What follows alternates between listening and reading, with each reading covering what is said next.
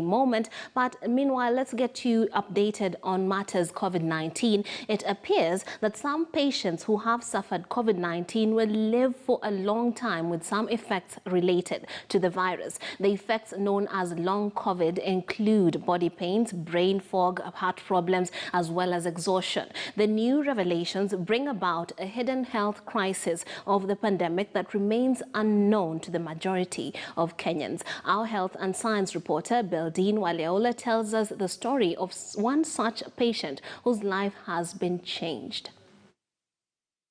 From afar, she looks healthy and lively. One cannot tell she had a near-death experience. Yvonne Kidenda, a mother of two, got COVID-19 while pregnant early this year. Here, her long journey with coronavirus started. When I started coughing, so that's when we decided to go for a check. So we went for a check on a Monday. By Wednesday, I got my results and I was told I was positive. Since the symptoms were not severe, she came back home and observed the Ministry of Health home-based care isolation guidelines. But the cough became more persistent and she started experiencing shortness of breath. My OBGYN came in and they advised that I should deliver. So I delivered the baby. Upon delivering the baby, a few hours later, I had a heart attack. So upon having a heart attack, they tried to resuscitate me. Then I think a few hours later, I had a second heart attack. So I had 2 heart attacks in the span of like 6 hours. Then I was in a coma for 3 weeks. Having been resuscitated back to life, everything was new to her. She was paralyzed, could not talk well. It was like she woke up to a whole new life altogether. All my organs failed, and I just came back to life. So I couldn't walk. And I was on dialysis at that point. She says having COVID-19 was a life-changing experience that she couldn't wish on anyone. I do physio every day till now, and I have an osteopath who checks my nerves, and there was a wound nurse because of this wound. Though her mobility is still a challenge, she's still having a cough. She can't talk for long. She still has a brain fog and experiences confusion more often.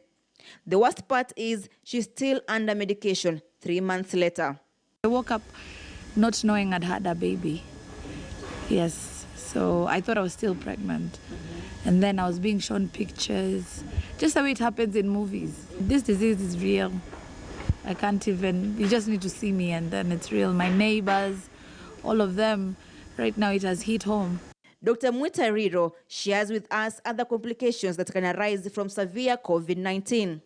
A number of patients get what we call post-COVID fibrosis.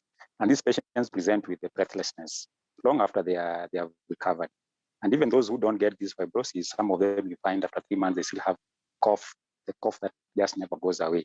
So as you can see, most of the problems revolve around the lungs and the respiratory system. We are really working hard on our ICUs and HDUs to try and save these people.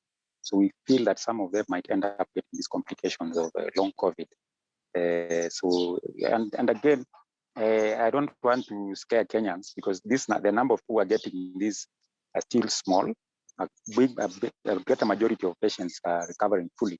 Those suffering from long COVID in the country seem to be overlooked, but the long effects of COVID-19 risk causing a ticking time bomb to our healthcare system and economy. Dean Waleola, KTN News.